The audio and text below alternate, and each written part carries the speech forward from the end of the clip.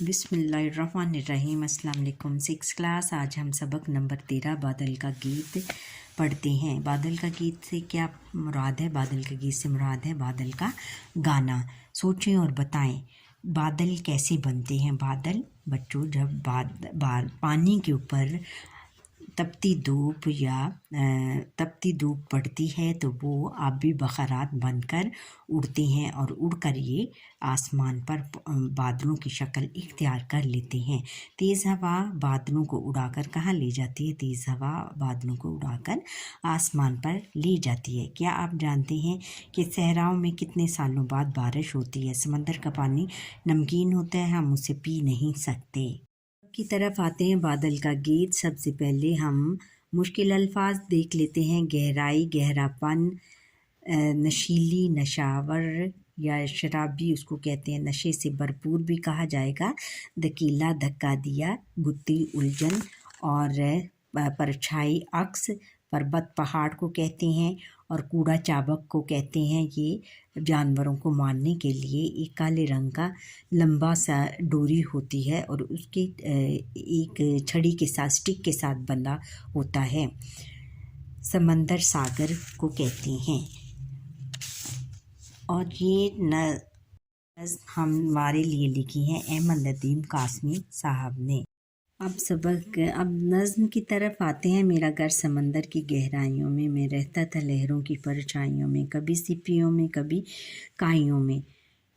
शायर कहता है, यानी पानी को पानी कहता है। शायर इस बंद में कह रहा है कि पानी कह रहा है कि मेरा घर समंदर की गहराइयों में था। मैं रहता था लहरों की परछाइयों में। मेरा घर जो था वो समंदर की गहराइयों में था, गहरेपन में था और मैं लहरों की साए में रहता था। कभी सिपियों में मोती ढूंढने चला जाता था तो कभी काइयों में गहरे हरे रंग के पानी में चला जाता था। यानी मुझे कोई परवाह नहीं थी। मेरी ज़िंदगी बहुत आज़ादी की ज़िंदगी थी और मुझे कोई पाबंदी नहीं थी। मैं कभी हर तरफ चला जाता था और उसकी समंदर की गहराइयों में, कभी लहरों के साए में चला जाता था, कभी सिपियों के अंदर और कभी काइयों, कभी गहरे हरे रंग की पानी में चला जाता था और मुझे किसी चीज़ की कोई परवाह नहीं थी। इस नज़्म में शायर ने जो है वो ये बताया है कि पानी कैसे आबी बखरात बनकर जब ऊपर उठता है तो वो बादल बन जाता है। आबी बखरात बनकर उड़कर बादल की शक्ल इख्तियार कर लेता है। मगर एक दिन शोख तपती शवाएं पुकारें कि आ तुझको तारे दिखाएं, उड़ाएंगी तुझको नशीली हवाएं। मगर एक दिन कहता है कि एक दिन जो तेज़ गरम किरणें आईं और मुझे पुकारने लगी कि आ तुझे सितारे दिखाएं, उड़ाएंगी तुझको नशीली हवाएं और फिर तुझको वहाँ जाकर नशा आवर हवाएं बहुत तुमको उड़ाएंगी और तुम्हारे साथ खेलेंगी। कहता है कि उसने मुझे लालच दिया, उन्होंने मुझे लालच दिया। तेज़ गरम शुआओं ने आई और मुझे तपती हुई शुआएं उन्होंने मुझे आकर पुकारा और इस बात का लालच दिया, क्या हम जाकर तुझे तारे दिखाएं और उड़ा के तुझे ले जाती हैं। वहाँ जाकर तुम्हें नशीली हवाएं, नशा आवर हवाएं तुझे बहुत ज़्यादा उड़ाएंगी और तुम्हारे साथ खेलेंगी और तुम्हारे साथ मस्ती करेंगी। सितारों की धुन में वतन छोड़ आया, हवाओं ने शाखों पे मुझको बिठाया, समंदर से उठा पहाड़ों पे छाया। सितारों की धुन, सितारों के ख्याल में मैं वतन छोड़ आया, अपना घर छोड़ आया। हवाओं ने शाखों पे मुझको बिठाया और फिर हवाओं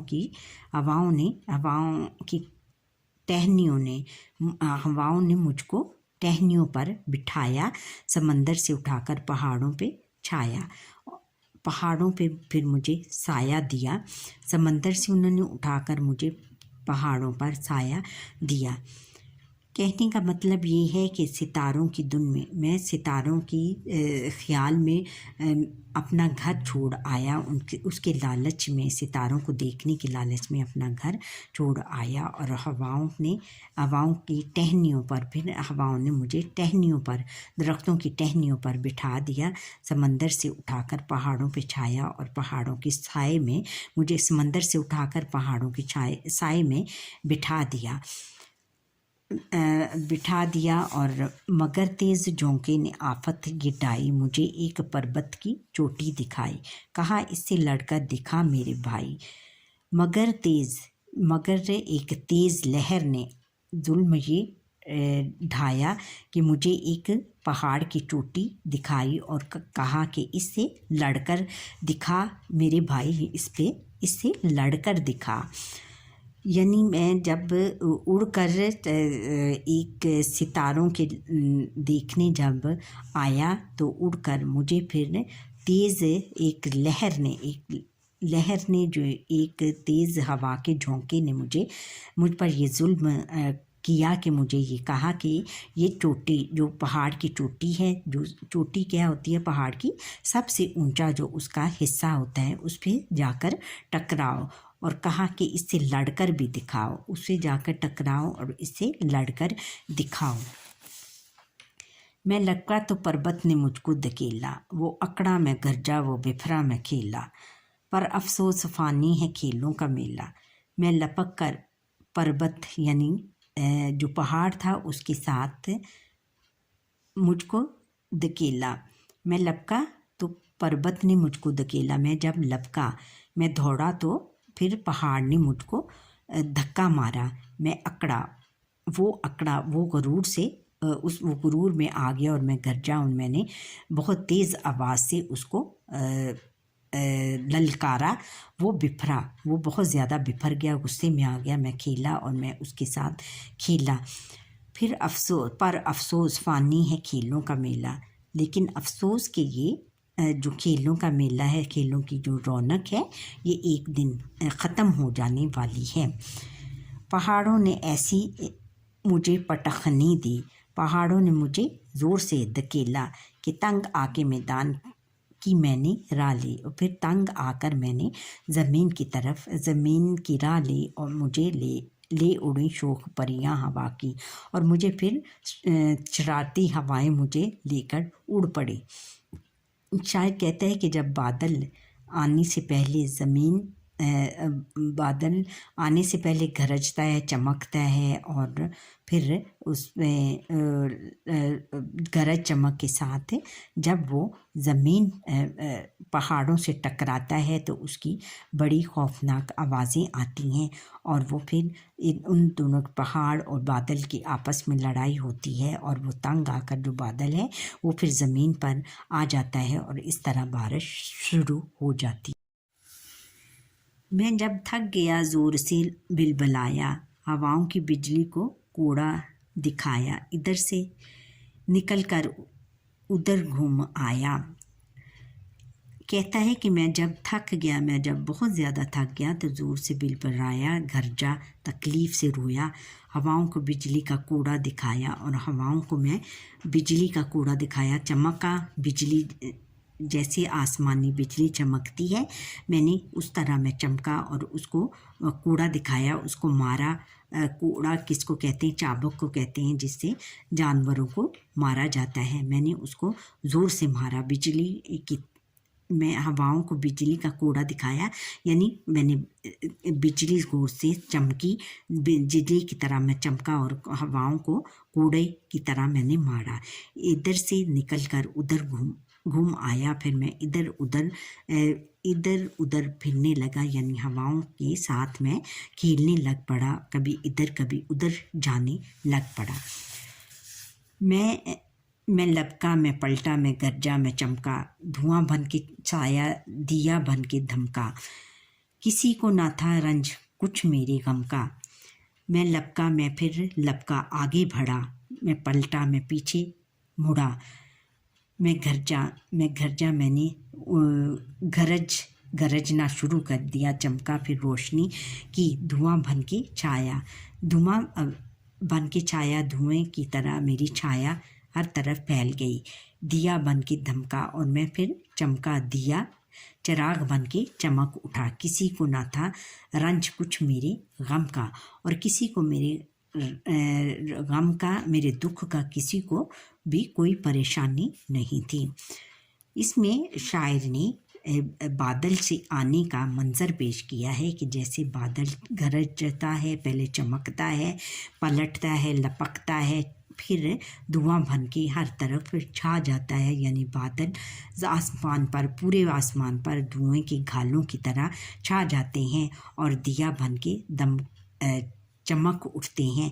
किसी को फिर बादल जो कहता है कि मैं हर तरफ छा गया और मेरी जो रंज था उसको किसी ने ना देखा, मेरे दुख पर किसी ने भी कोई परेशानी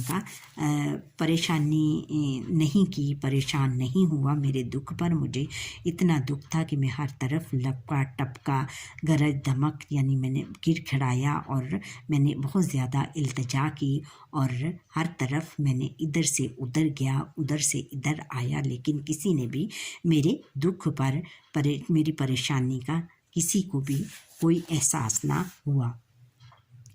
अब आया था धरती पे रोने रुलाने, मैं रोया तो दुनिया लगी मुस्कुराने। ये क्या राज है, हाय ये कौन जाने। कहता है कि अब मैं ज़मीन पर पानी बरसाने आया था। मैं रोया तो दुनिया लगी मुस्कुराने। मैं जब बरसा तो सारी दुनिया मुस्कुराने लगी, क्योंकि बहुत ज़्यादा गर्मी थी और गर्मी के आलम से उनको जब मैं बरसा तो उनको ठंडी हवाएं बहुत ज़्यादा लगने लगी और वो तमाम दुनिया जो थी वो मुस्कुराने लगी। ये क्या राज है, हाय ये कौन जाने। और ये क्या राज है, कोई भी नहीं जानता कि क्यों दुनिया मेरे रोने पर हंसने लग पड़ी।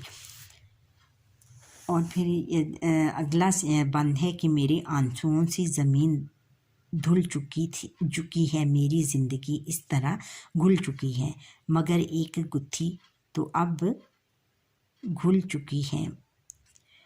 मेरे आंसुओं से ज़मीन धुल चुकी है और मैंने जब बरसा, यानी मेरे आंसू